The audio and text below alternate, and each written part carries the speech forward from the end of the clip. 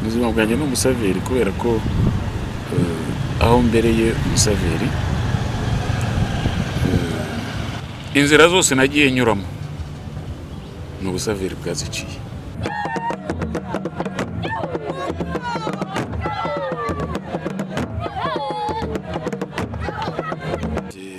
Nitwa Anani Habiyaremye,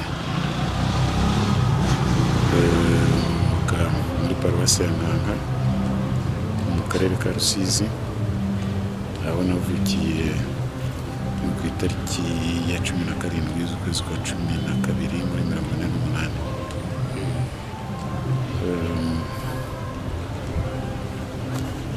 Ndari ndi umubyeyi w'abana 8. Ku bijyanye n'abasaveri rero ninjiyemo mu 1965 niba nibeshya, ubwo yaba ari imyaka 53. Ninjiriye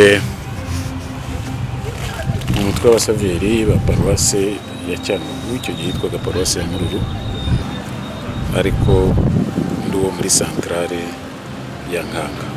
Nyuma iyo santrale niyo yaje kuba paruwase muri 1945 kugeza ubu. Bijyanye rero n'abasaveri, ninjiriye mu nteko ya Mutagatifu George nyuma y'igeragezwa ry'amezi. Icyo gihe batugeragezaga amezi 2 batwigisha imigenzo y'abasaveri, amategeko y'abasaveri, itegeko ry'urukundo, utuntu nk'utwo nguko, mbega inyigisho z'ibanze z'abasaveri. Nyuma aho mariye kubimenya, baranyimuye noneho mu musaveri ngira uburenganzira bwo kwambara uniforme. Icyo gihe twambaraga amakaravate, ngira uburenganzira bwo kwambara ikimenyetso cy'umuryango w'abasaveri, enseigné national, bampa n'igipande cy'umuryango. Nyuma y'igihe gitoya, n'amezi 6 yashize, baje kungira umutware w'inteko ya Mutagatifu George, nari ndimo. Iyo nayibayemo hafi umwaka nyiyobora, ariko umwaka wakurikiyeho nibwo noneho bangize umufasha w'itorero ry'intwari. Ngenda mva mu ntwari, bukeye bangize umutware w'itorero, ngenda nyura mu nzego zinyuranye kuri ubwo buryo kugeza uyu munsi.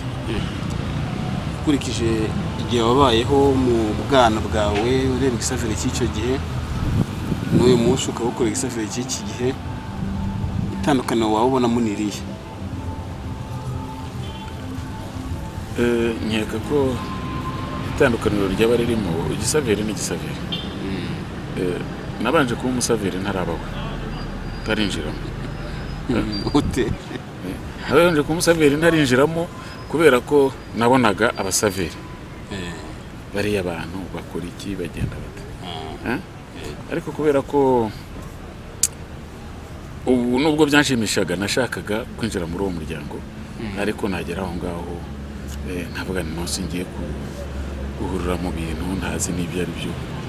Bararirimba yego nuko, ariko ibintu byo gushungwa ntabyo nageraga cyane. Ikindi nuko ababyeyi banjye bari strict ku buryo batanyemereraga kubura igihe icyo ari cyo cyose mu muryango. Nibabwira ko nagiye mu masaveri, turashwana. Nimbabwira ko nyuma ya misa ntaje mu rugo, turashwana. Ibyo rero bigatuma nitwararika, bikanambuza no kubona kwitabira umusaveri. Ariko narababonaga kubera ko muri 59 ndabyibuka neza, Padiri Defuru yaje iwacu ku murenge wa Muhari, aza kuhakorera ingando n'abasaveri. N'abasaveri, umupadiri w'umuzungu atuvugira misa, narabibonye ari kumwe n'urubyiruko, abona ari ibintu byiza, ariko ndashoboye gusobanukirwa ibyo ari byo. Ariko biriya bintu ni byiza. Dusiga ingando aho ngaho, turataha tujya iwacu, igihe ingando yarangiriye simbizi. Noneho aho ngiriye kwiga i Bukavu muri Congo, narushijeho kubabona, ndushaho no kubona Padiri Defuru. Noneho igitekerezo gitangira kunzamo, cyanzamo, ariko ngatinya ya condition y'ababyeyi. alors naje cyaje kumbohora niki, naje kubohorwa nuko papa yitwaga Francisco Xavier kandi agomba guhimbaza uwo mutagatifu umunsi w'abazina be. Byahereye ko bituma mfata icyemezo, noneho ndagenda njya mu muryango wa Xavier. Mu gihe rero narimo noneho byari bimaze kunyorohera, nshobora kwiga amateka ya Francisco Xavier, noneho muri cya gitaramo buri mwaka nari yakwisomera imibereho, bamaga umwanya nkavuga imibereho ya mutagatifu Francisco Xavier n'ibigwi bye, uko nagiye mbisoma, uko nagiye mbyiga mu Xavier, noneho igitaramo kikaba cyiza cyane kandi kiryoshye. Icyo gihe cyo nasomaga cyari cyo bita discours, nanjye ngafata discours imbere y'abantu, ndakomeye, birarangiye, igisaberi cyanjye kigenda gityo kugeza uyu munsi. Buryo iyo umuntu ari mu muryango runaka hari icyo umufasha mu buzima bwa buri munsi, nko mu buzima bwawe busanzwe, mu mibanire y'abantu, mu kazi byo gukora, mu bukristo bwawe, ubwo hari itandukaniro ku muntu wabaye umusaveri burya wenda n'utarabaye we, kuko hari inyigisho akora mu gisaveri. Kugeza uyu munsi ahubwira ngo ubuzima bwanjye ni ubusaveri, ubuzima bwanjye ni ubusaveri kubera ko aho mbereye umusaveri, inzira zose nagiye nyuramo ni ubusaveri bwaziciye. Urugero naguha ni uko aho mariye kuba umusaveri, nasanze bimfasha mu bukirisitu bwanjye. Nakundanye cyane niga no kumenya, nakubwiye ko mbere nari mfungiye muri famiye ndashobora gusohoka, ariko abantu bamere twamenyanye n'abasaveri, twahuriraga mu ngano, tugahura mu mise y'abasaveri ya buri wa gatandatu cyane aho mbere y'umutware. Aho rero byaramfashije cyane kuko byatumye nshobora kuyoboka, bituma nshobora gusenga, bituma tujya mu myiherero, bituma tujya mu ngano. Ibyo bintu byafunguye ubukristo bushya. Hanyuma ari nk'ababyeyi bafite abana ugasanga ntibabashishikariza kujya mu miryango ya Gisiyo Gatolika, ndetse harimo n'iwacu w'abasaveri, inama wabaha ngufiya ni iyihe? Njyewe ikintu nababwira kinababaje ni uko umuryango w'abasaveri ari umuryango wa Gisiyo Gatolika, ari umuryango urera. Tuve muri bya bintu tuvuga ngo by'ibikorwa, ariko ni umuryango urera. Naba n'umuryango ari kuzaba ukinebwe cyarezwe, ikinebwe cyigishije.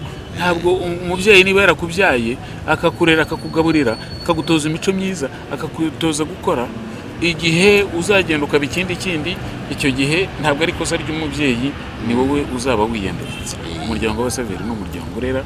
Iryo niho hari ikintu kiremereye cyane, ahubwo kitaragaragara. Ese uwo muryango kugira ngo ababyeyi bamenye ko urera byagenda bite? Byagenda bite? Mpita niha n'igisubizo, ni uko ababyeyi bagomba kubasensibilize, bakigishwa icyo kintu, bakerekana uko umuryango urera. Ariko ibyo bintu kugira ngo bashobore kubigeraho nabo babyumve, ni uko ari abibakundisha. Ntabwo umutware w'abasaveri ari uzigisha ababyeyi umuryango urera. Kera nashaka kubaza uburyo ababyeyi babasensibilize, uburyo babasensibilize by'umuryango mu burere bwa gikirisitu. Ntabwo kiliziya irera abana gusa, kiliziya irera n'ababyeyi. Kiliziya igombye kugira uruhare rwo gusensibiliza ababyeyi, rwo kwigisha ababyeyi, rwo kubakangurira ko abana bagomba gutozwa Gisiyo Gatolika ya Kigali, ko binjira muri uwo muryango w'urubyiruko. Nubwo azakura abe padiri, umusaveri, azakura umuyobozi w'umuryango remezo ari umusaveri, azayogoba burugumestre, abe meya, abe sinzi iki, ari umusaveri. Icyo gihe bizafasha. Hari itegeko twari dufite, nkeka ko ni itegeko umuryango w'abasaveri wagenderagaho, reglement d'ordre intérieur, byashyizweho mu nama ya 4 cyangwa iya 5. Yavuga ngo kuko politike iza mu Rwanda, ibyo bita politike biza mu Rwanda byaje nabi, byazanye n'umuvuduko muri 59 60, ibintu bitari bifite isura nziza. Ariko hasohokaga mu mategeko ajya mu muryango w'abasaveri, baravuga ngo umuryango w'abasaveri ntiwishimira, ntushaka ko umutware w'abasaveri abivanga n'imirimo ya politike, ariko umuryango w'abasaveri wishimira ko uwawubayemo ayobora mu nzego za politike kandi akitwara gisaveri. Akitwara gisaveri ngo hari kuyobora, agomba gutwaramo n'ubutumwa bwiza. Agomba gutwaramo ubutumwa bwiza.